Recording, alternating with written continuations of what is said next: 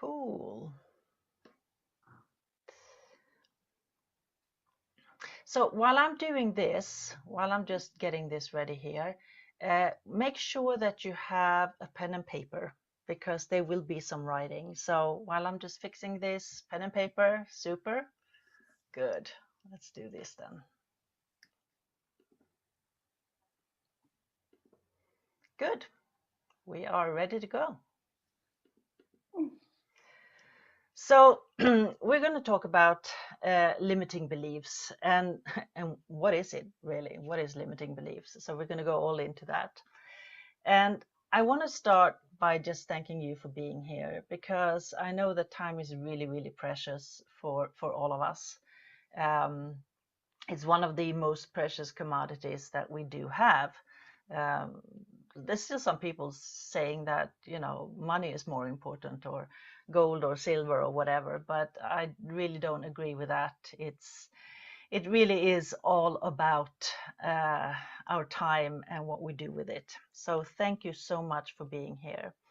And as we said here before, I'd really like you to take notes. If you want to do a screenshot on certain things, please do.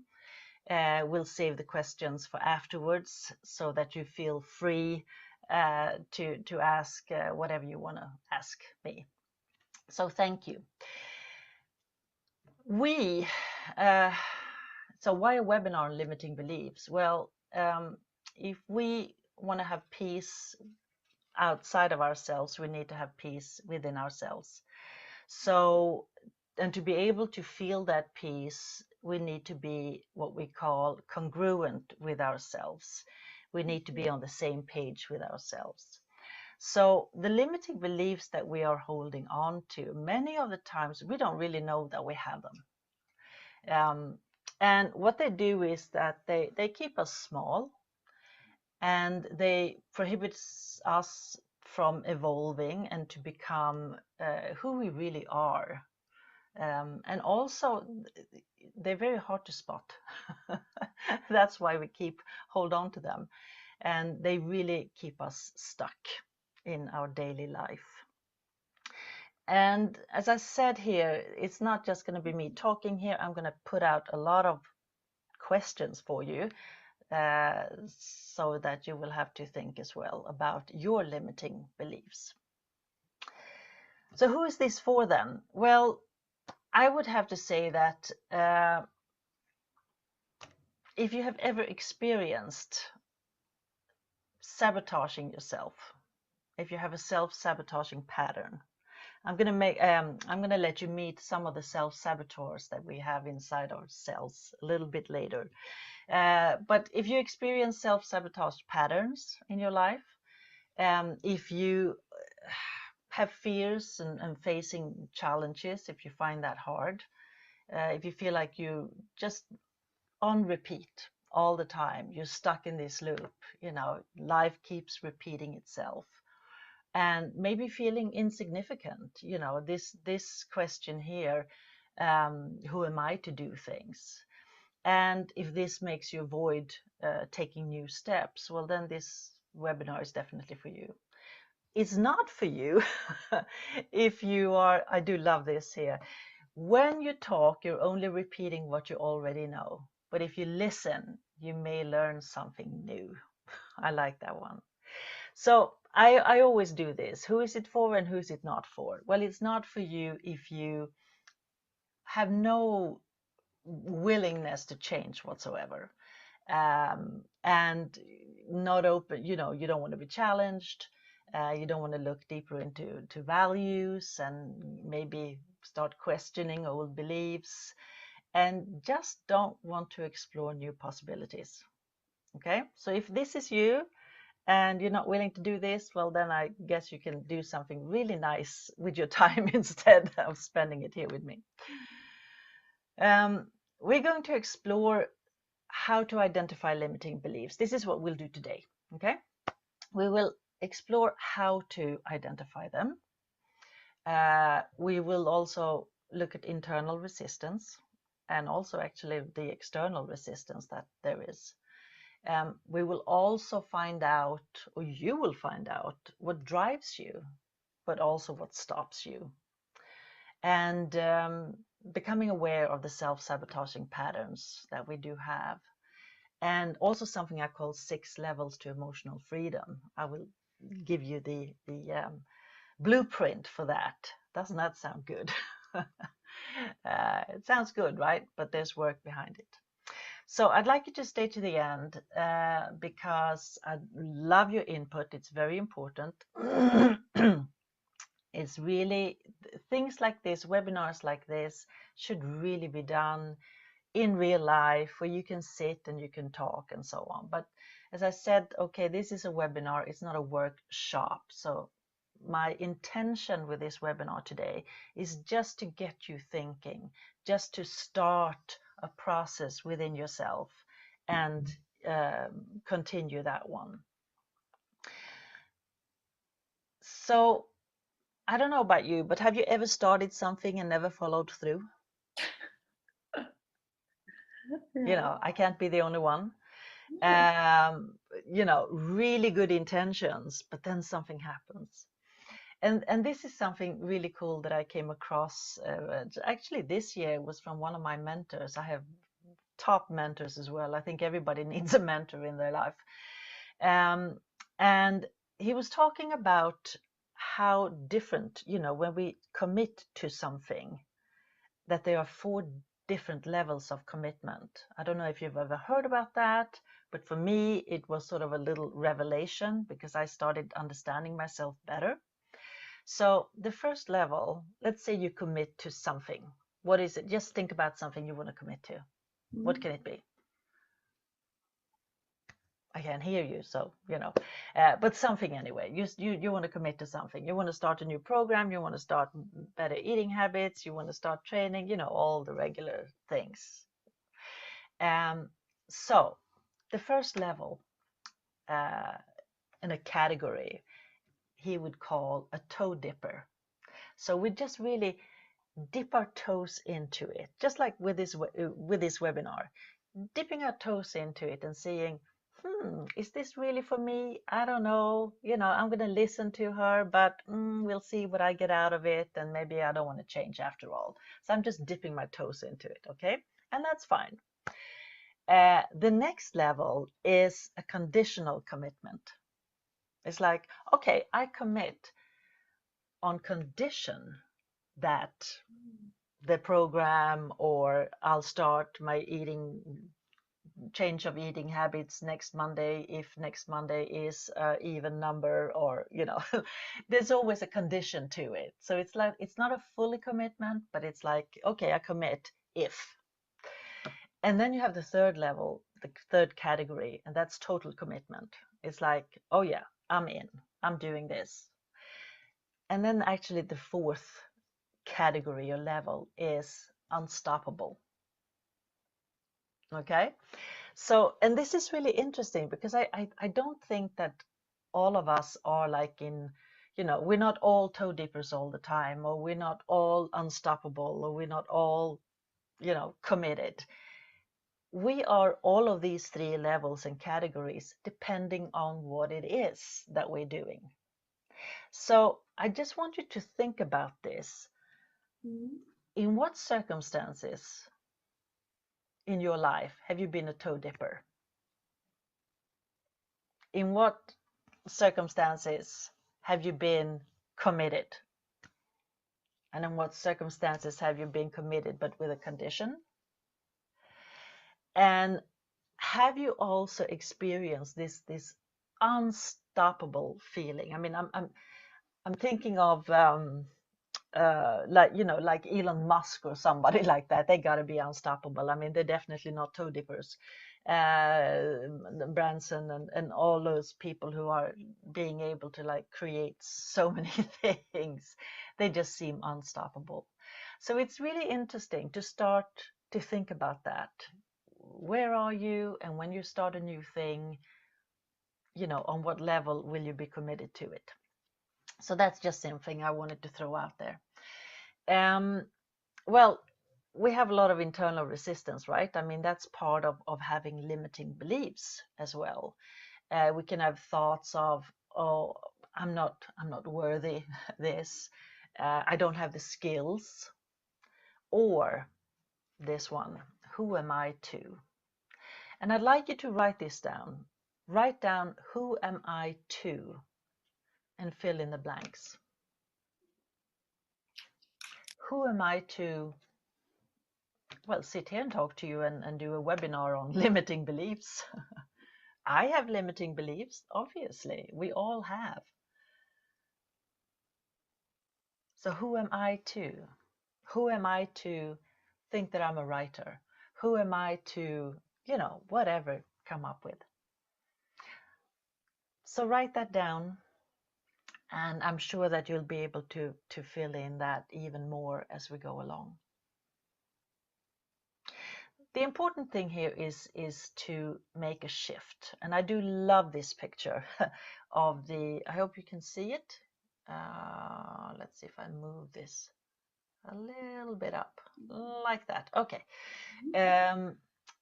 Because everything we do and see is out of our own mindset. And if we have like this rhino here, if they have this little horn up there in front of you, that's all you're going to see. Whatever you're looking at, that's what you'll see.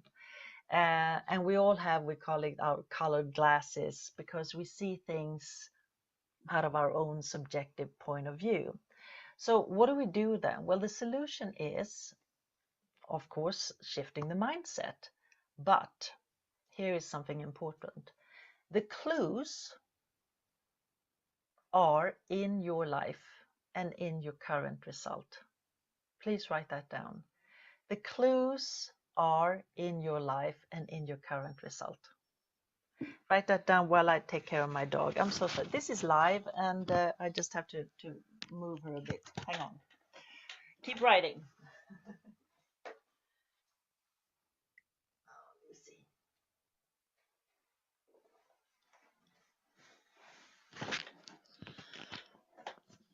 And I'm back. What do I mean with the clues are in your life and in your current result? Well, whatever you have done previously in your life has brought you right here, exactly where you are at right now. All the choices, all the decisions that you've ever made has brought you exactly here right now. And if you're happy with all the results, then you've made great decisions. Sometimes we're not happy with all of the results in our life. And then we need to go back and say, okay, how can I change that? What was it that brought me right here? And what are the results I want? And how can I change that? Because if I keep doing the same thing over again, I'll just end up right here again. Okay. So, there was a movie called Sliding Doors, right? I think it was called Sliding Doors. Think you've seen it?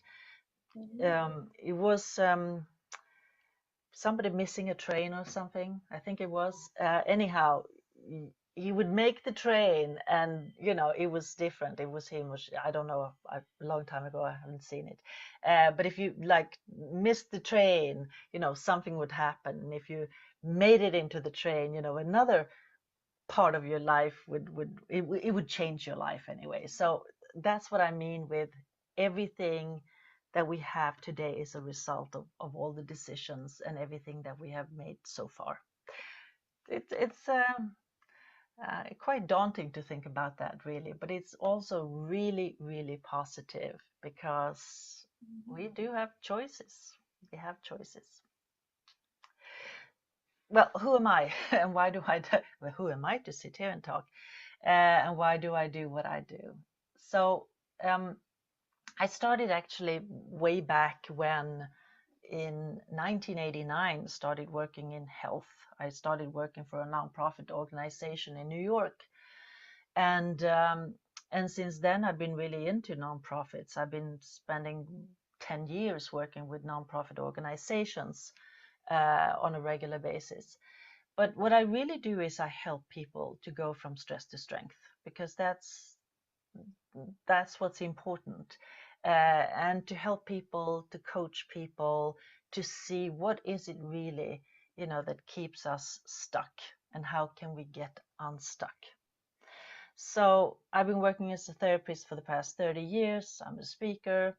um, I can let you know that I hate sitting and speaking right into a camera like this, because I like people. I like to see your reactions. I like to talk to you, and it's very hard to get that same energy looking right into a camera lens. So I'm really looking forward to when I can get out again and start talking to people for real. Um, but this is what I do, and also come out with a couple of books, 2010 and 2020. So yeah, this is what I do. I help people to go from stress to strength. And this is now really, this is where you should really start paying attention, because now we're getting into it. Be careful how you're talking to yourself, because you're listening. How many times have we heard that before? Okay. And it's very true. So, how do we identify our limiting beliefs? Okay. Anybody have a clue? uh, the most important thing is to become aware and to write it down. I would tell everybody to keep a journal. Keep a journal, just saying limiting beliefs, and every time or any time something pops up in your head, write it down. Write it down, or write it down in your phone if that's what you've got with you all the time. But I really do believe in pen, paper. Something happens when you move your thought to your hand, and your hand writes it down. So by identifying these limiting beliefs, writing them down, making them visible for you, and I can, let's see here, is that one? Yeah. The second thing is to becoming aware of old patterns. And I'd just like to tell you a little story, if I may, because when I grew up with a mother who had a pattern of speaking in a very negative way. I work with neuro-linguistic programming as well, with many, many other things. And it's all about the language patterns, what you say to yourself, and shifting your mindset and all that. So I grew up, and I'm sure I'm not alone in this. I grew up with always not hearing like positive things, never hearing that, oh God, you're good at that, or this is great, and wow. It was always like, oh, well, that wasn't too bad. And it could be, it could be like the simplest thing. You would sit and you would eat food, and it's like, well, that didn't taste too bad. Or would wear something new. Well, that doesn't look too bad. But it was never, oh, that looks great on you, or that's really nice. So I grew up with a very negative language pattern. And I decided really early that, this does not sound right. And I decided to be the total opposite. So I became the total opposite instead. But it's really, really interesting to find out and just listen to yourself when you talk to yourself. So that's the first thing I want you to do. Write down your limiting beliefs every time you think, oh, I can't do that. I don't have enough skills, or I'm too old to change a job. I'm not smart enough. I can't do that. I'm scared. I'm all of those things. Just write them down. And then you start becoming aware of patterns, because this is another really interesting thing. We are really, really into doing the same thing like we did yesterday, thinking the same thoughts like we did yesterday. I mean, they say that, 95% of all our thoughts are the same thoughts we had yesterday. So it's like there's very seldom any like eureka moment. It's like, oh my God, I had an epiphany. So, and just becoming aware of that, just knowing that, well, what if I can break this pattern? If I have done this pattern for so long and it has brought me to this result, is this the result that I want? Or do I want to change it? Okay, so breaking, being aware of old patterns, and then finally breaking them. Finding out, this is another thing. I'm asking you questions now. Write them down and answer them in your own time. What drives you? What is it that when you wake up in the morning, you go like, yes, today I'm going to do so and so? What drives you? What really, is it like, do you have a drive maybe on weekends when you're off instead? Well, then find out what drives you then. So that's really important, to find out the motor in ourselves, what makes us excited. And then we need to find out what stops us from doing it more. Okay. So, and it could be anything. And as I said, keep a journal. So if you want to take a screenshot of this, please do. Identify your limiting beliefs, become aware of the old patterns, find out what drives you, what stops you, and write everything down in a journal. Because this is the starting point. We cannot change unless we are aware, or unless we come into acceptance of how things are right now. And yeah, stay away from negative people. They have a problem for every solution. So the next big questions that I want to ask you is, what results do you want? And in what area? Is it in your private life? Is it in your work life? What is it? What are the results that you want? If we never ever get clear on the results, everybody has heard about, we have the goal, setting goals and all that stuff. But it's true, because if we're not clear what we want, we just keep, moving around, and all of a sudden we bump into something, and it's like, oh yeah, might be good, but not really what I wanted. So being extremely clear about what we want and the results that we want. So get as clear as you can. Also write this down. And it doesn't matter what, it could be anything. I mean, this is what life coaching is all about. I work with people from, well, for the past 15 years, people with cancer and caregivers. And that's a whole thing in itself. But it really doesn't limit the life coaching and what I do to other people who are having a problem with setting other goals, or trying to achieve other things. So get really, really clear on what you want. And this is the question I always get asked. Does it take a long time, to change this? And I always say, well, now I'm going to start saying, are you a toe dipper? Or are you committed? Or are you only committed on a condition? Or are you totally unstoppable? Because if you're unstoppable and committed, change doesn't really need to take time at all. Change can be pretty instant. And then it's just the results that takes a little while to see it, but the change can be instant. Hope you're with me there. We can talk about that later in the Q&A afterwards, what the difference is. So along the way, we are meeting obviously a lot of internal and external resistance also. The internal resistance, well, those are the limiting beliefs. This is why we're here. This is why we're talking about it. So, and the external resistance is what other people think.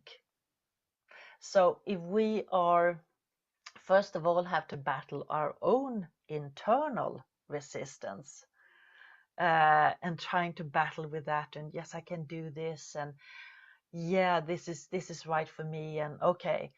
And then all of a sudden you meet external resistance as well. How do you battle that? How do you deal with that? So we need coping strategies for everything, both our own and for the outside. And what happens physically in your body? What happens when you feel that you have an internal resistance? Can you write that down for me? What happens in your body when you feel that you have a resistance in your body, and we have this incongruency, as we call it. We're not on the same page with ourselves. It's like we have one voice saying this and another voice saying something else. So what happens physically in your body when you meet internal resistance? And what happens when you meet external resistance? Is it the same response? Do you respond the same to internal and external resistance? I'd like you to think about that, and I'd like you to write it down. How do I respond to internal resistance and external resistance? Because again, these are clues. The clues in your life, right? And I think you all know these responses that we can have to when it becomes too stressful, because that's what happens if we have one voice saying one thing and another one another thing. We get into stress, and we have these. We can go into fight, we can go into flight, we can go into freeze. But I'd also like to point out we can also have this faint feeling as well. It's like all the energy, it just drains you. It's just like a drain. It's not like freezing, but it just drains you, totally drains you. So those are the type of things. And I do work with them. I work with them physically. I help people physically to get out of these different states of fight, flight, freeze, or faint. Okay, I told you, meet your own self-saboteurs. Do you have any? Right off the bat, do you know that you have any? I'm sure you do. But here are some more.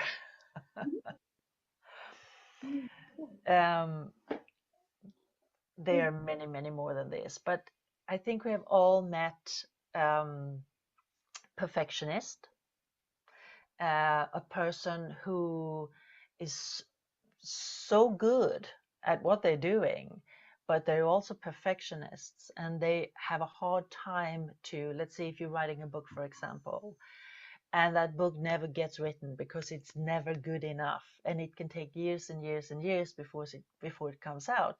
In this way, it's a self-sabotaging pattern, because it stops you from releasing it. You just keep working on it. It's never good enough for you. We also have the paralysis analysis. People who are, or self-sabotaging patterns, because I think all of us has a little bit of some, and some of us has none of it. But the paralysis analysis is like you you go into such deep analyzation that in the end you don't know what to choose, because there's just so many things to choose from, and you can't really pick any, and it just becomes too much. It's overwhelming. That's what it is. Scattered, it's also a pattern, very common for a lot of entrepreneurs, because they love so many things and like to do so many things, so they get scattered instead. They start this, and then they start that, and then the third thing, and so on. I know nothing about that. And then you have the maximizer, trying to like push as much information into like a webinar. I know nothing about that either. Uh, as you say, we all have something in this. So, you know, some can be very black and white, it's all or nothing, or you comparison yourself with others all the time. You know, who am I to do this when all these people do it so much better and all that. But there's a voice for everything. There really is a voice for everything. There's a coach for everybody. There's a there's something for everybody there. So this is just some of the self-sabotaging patterns, and you know, you can make up your own.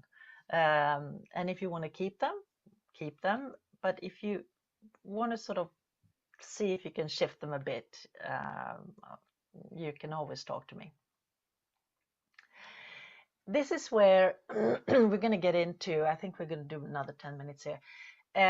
Levels to emotional freedom. Wow, doesn't that sound amazing? And what is this really?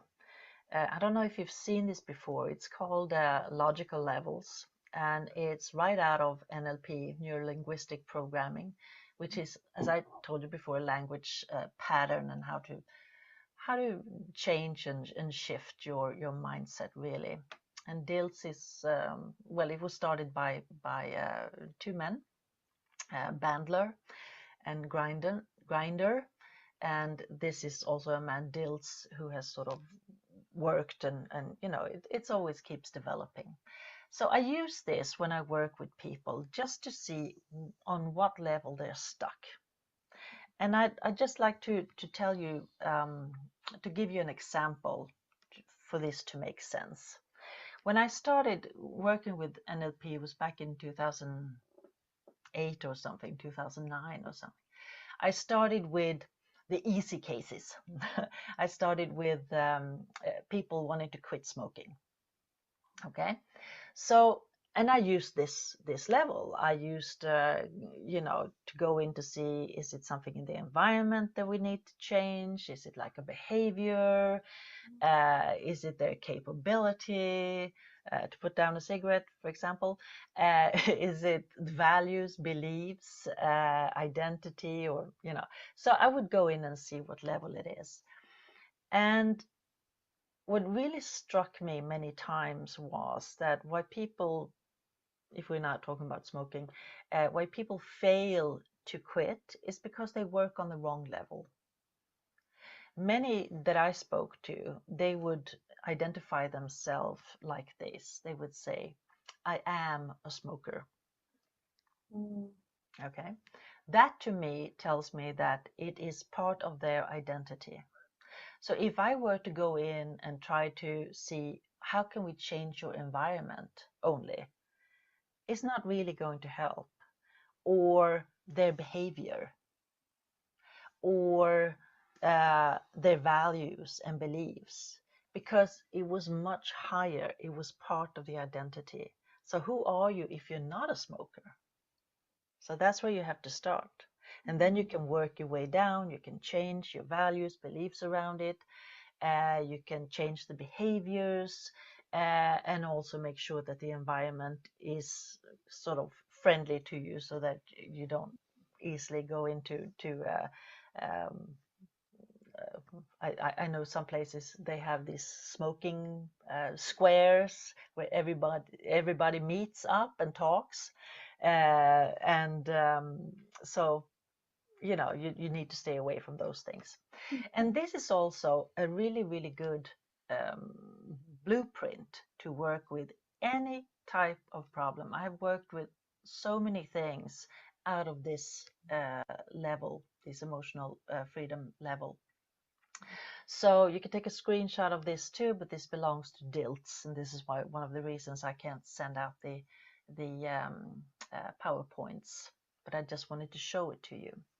So how do we work with this when it comes to emotional freedom then? I'm thinking about so many people now with this lockdown that's been in many parts of the world due to COVID-19. I'm thinking about in UK and France and Spain and a lot of other places where they've really had a hard time. So how can you not feel isolated? How can you not feel locked down? And I'm just thinking about Nelson Mandela. That he was locked up for, I think, 27 years or something, and they locked up his body, but they never locked up his mind. And that is the difference. That is really the difference. So we can free our minds. We can free our minds on all these levels, and not having the feeling of being locked up, not having the feeling of being isolated. So all of these things, I'm not going to go deeper into it now, but because I'd like to do a workshop on this. But I just want you to see how you can work on this. So what do you need to succeed if you want to do it, if you want to do a change? It's good to have a proven system that works.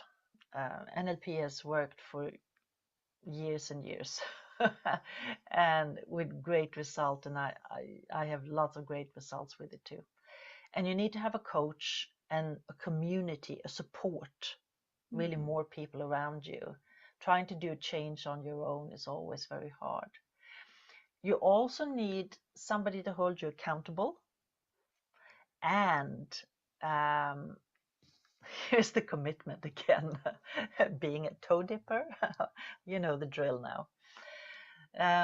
And also what you need to succeed is, what I've noticed, because this last year it's been everything online, it's really good. I think it's really good to be able to meet each other online and sit and talk like in groups and so on, and do this on a weekly basis. And also obviously having someone to hold you accountable is important. So why do we fail to succeed when it comes to these things? Well, first of all, trying to do it on your own is really hard. I've never tried to do it on my own. I've always had people around me and who would challenge me and ask me questions, and you know, why do you do like that?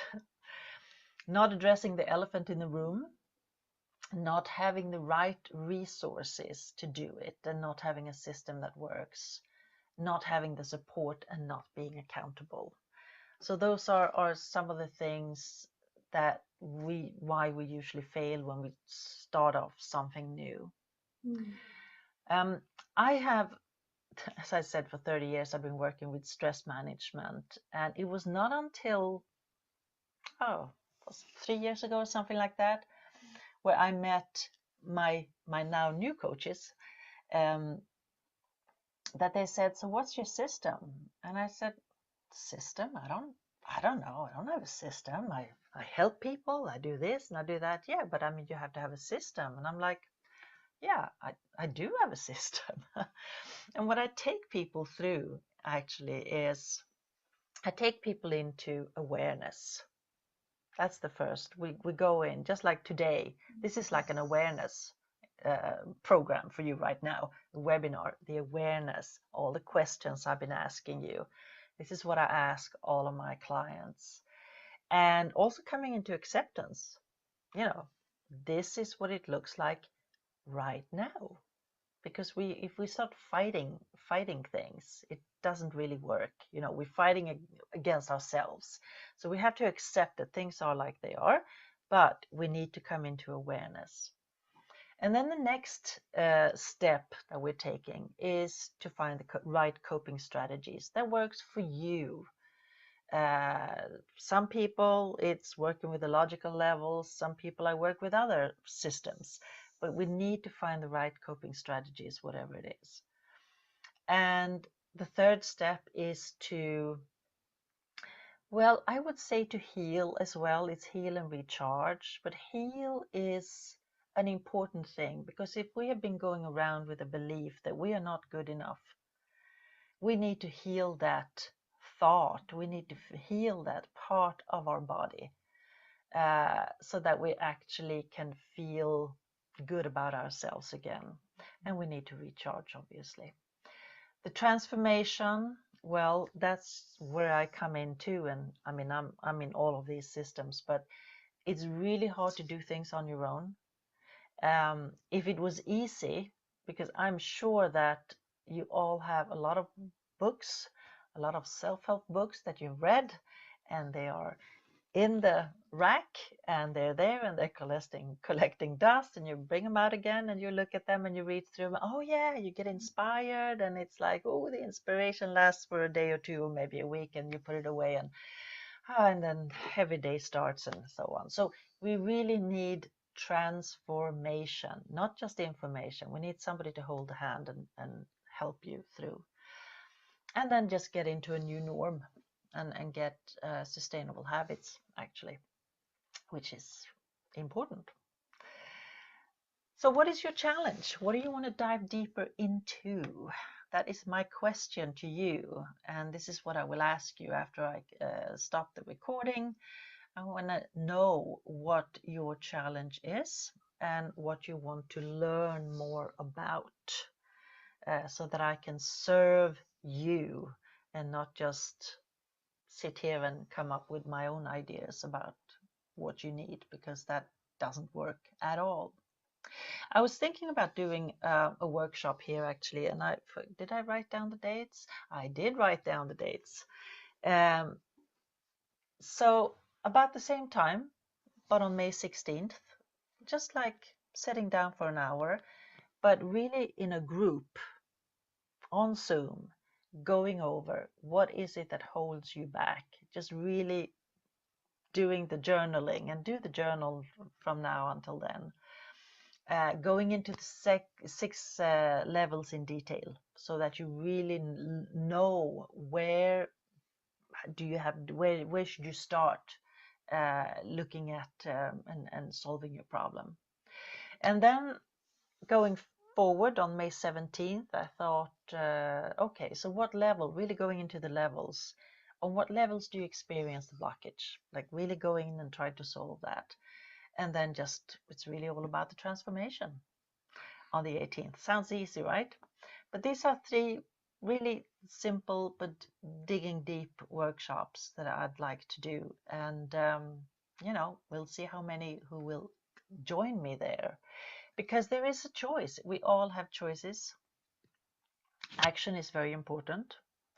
Do you know how many times we think about things and then we never do them? No. Yeah. Yeah. Never. No, we think about a lot of things. And if we don't catch it in that moment, it is very, very, very hard. We need to take the action. There's a 3-second rule. There's a 3-second rule. Have you heard about it? If you think about something, oh, I need to do that, you need to take the first action within 3 seconds. Because after those 3 seconds, I bet you there's another thing coming up. Yeah, but I don't really want to do that right now. I can do it later. Or was it really such a good idea? So if you really want to get things done, the 3-second rule, take action immediately. Would it be worth it? That's a good question to ask, right? What happens when you say yes to yourself? We say yes to a lot of people otherwise, but very seldom yes to ourselves. But if you do say yes to yourself, I was thinking about doing these workshops, not for free, because this is my job as well. I have to charge for something, uh, but it's really cheap for what you get, and it's $49 or 497 crowns, and to find out. And are you worth it? Yes, obviously you are, because you're here. So the reason why I'm doing is because I've always had this passion about why we do what we do, um, from when I was very young. And I really encourage people to face the fears and to live their purpose. And this is the biggest reason, I would say, what I went through 3 years ago, with my husband's illness and also his death, because he came to such a big realization about this. I mean, I'd been working with this for years. And then he wakes up and he's like, oh my God, it's true. And he put all his thoughts and feelings into this book that I can highly recommend if you haven't read it yet, called Reflections. But this is also a big reason for me to really keep doing what I do, changing our lives to live the best life that we can have, and not letting those limiting beliefs and fears, rule us, but instead just taking the action and doing it. It is so deliberating. It's such a feeling. The book just got a Book Excellent Award finalist prize, so I'm really happy about that. This was something I wanted to throw in now quickly because I found this on internet. You find so many things on internet, and I just copied it and put it right here. And it talks about 6 types of courage, and I really do agree with almost all of them. I would just change the first one a little bit. So we have physical courage. Here it says to keep going with resiliency, balance, and awareness, but also physical courage to physically do something, physically take action, I would add. Then we have the social courage. I can hardly speak. And it's just to be yourself, just to really stand up and be yourself. The moral courage is to do the right thing, even when it doesn't, if it's not so comfortable, you still do it. The emotional courage also, feeling all your emotions, whether they are positive or negative, and without guilt or without attachment. This is what I teach when I teach mindfulness. Feeling all the feeling, having the courage to sit there, even if you're sad, if you're grieving, if you're depressed, whatever, having the courage to sit down with your feelings and let them just go through you. There are techniques for that. And I have used all of them. It really, really works. So that's emotional courage. Intellectual courage to to learn, to unlearn, to relearn, to have an open mind, flexible mind, and then the spiritual courage also to live with purpose, with a higher purpose, because when we not only do things for us, but we do things for others, it really makes us feel good, and it makes us feel like we have a deeper connection, and this deeper connection is very important. So that's why I wanted to throw that in there too. I like these. We don't see things for what they are. We see them as we are. Remember the rhino in the beginning with the horn there? We see only what's in front of us, and then the rest is colored by our glasses. And also change your thoughts, and your whole world will change, because it does. I'm actually working on it now, but this is not going to be until a group coaching program doesn't start until September, I think. For now, and what I've been doing the last year is I do coaching one-on-one with people, and where I really go deep into, because I really love to sit down and work one-on-one. It's just to see the change is unbelievable. But I know a lot of people cannot afford that because it is expensive.